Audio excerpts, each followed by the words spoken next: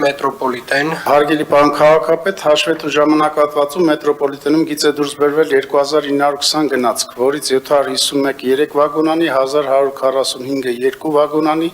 1024-ը 1 վագոնանի։ Կատարողականը 100%։ Պարոն քաղաքապետ, ուզում եմ ձեզ տեղեկացնել, որ Սասունցի Դավիթ Կայարանի շարժասանդուղքները լրիվ փոխարինվեց նորով եւ արդեն հանձնվել է աշխատանքի։